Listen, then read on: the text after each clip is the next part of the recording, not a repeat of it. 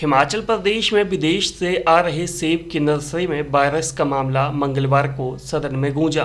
ठियोग से कांग्रेस के विधायक कुलदीप राठौर ने सदन में प्रश्नकाल के दौरान यह मामला उठाया और सरकार से विदेश से आ रही नर्सरी की जांच की मांग उठाई। सदन में बागवानी मंत्री द्वारा दिए गए जवाब पर कुलदीप राठौर असंतुष्ट नजर आए और मापदंडों के अनुसार ही प्रदेश नर्सरी की जांच करने की आग्रह किया। देखिए, जो विदेशों से यहाँ नर्सरी आ रही है, शर्त ये है कि कम से कम 1 साल के लिए जो है क्वारंटीन होनी चाहिए। और ज़्यादातर जो भी बाहर से ला रहे हैं व्यापारी हैं, वो हिमाचल से बाहर हैं। और हमें इस बात की पूरी जानकारी है कि जो भी मापदंड है वो पूरे नहीं किए जा रहे। बगैर क्वारंटीन के जो है नर्सरी जो है हमारे क्षेत्र में अवैध रूप से बेची जा रही है। अब जो वायरस दूसरे देशों के नोन या अननोन वायरस, उन वायरस का हमारे क्षेत्र में खतरा बढ़ गया। मैं उदाहरण देना चाहूँगा, 2023 में कश्मीर में, जम्मू कश्मीर में स्कैब रोग आया और लगभग 40% से ज़्यादा जो सेब की फसल है वो नष्ट होगी।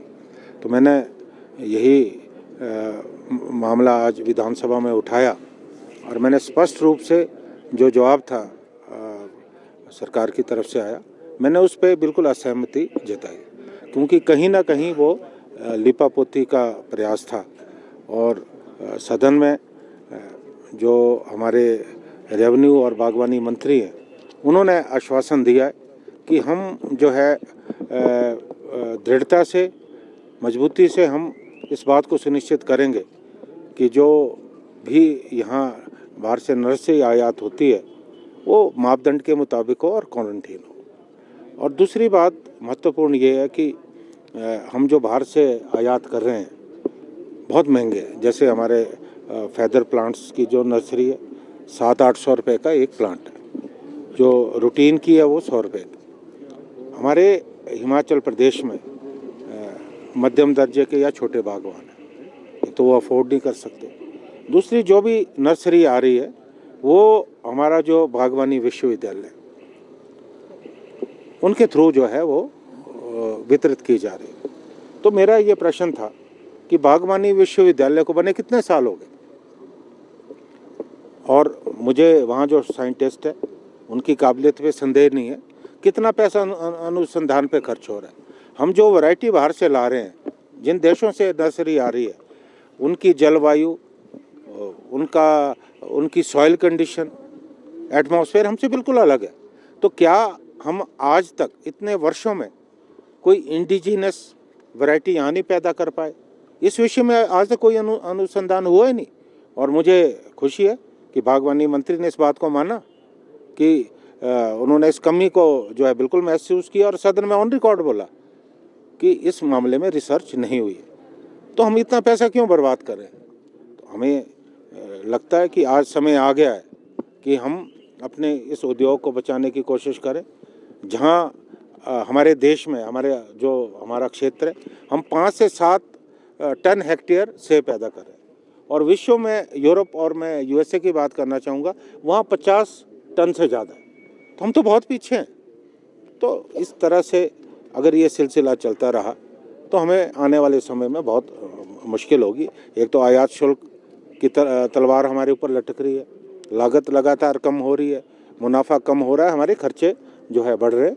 मुझे लगता है कि इस दिशा में जो है मजबूत प्रयास करने की ज़रूरत है, और हमारे जो बागवानी विश्वविद्यालय, उनको बिल्कुल अनुसंधान करना चाहिए, और कोई इंडिजिनस वैरायटी है जो हमारी जलवायु, हमारे एटमॉस्फेयर के अनुकूल हो, वो तैयार करने का जो है कोशिश करनी चाहिए। या विदेशी कोई अच्छी नर्सरीज हैं, उनके साथ कोलैबोरेशन करके यहाँ हमारे देश में, बाहर नहीं, यहाँ वो उस वैरायटी को पैदा करने की कोशिश करें। सर, रूट स्टॉक्स की 9 years ago, Supermagnet Group took the first humble step towards reinventing school education by establishing a school to cater the need for fastly changing scenario in education. With just 5 students, the journey started through culmination of 3 young minds, Engineer Shagundar, Mrs. Vatika Sood and Mr. Amit Kapil, has blossomed into a thriving educational group having more than 1,000 students. At Supermagnet, we believe that our learners, they are not only children, but they are young adults and they are growing at a very fast rate. We are introducing AI as a part of our curriculum. Supermagnet has helped me to develop my collaboration skills, learning skills and refined set of abilities.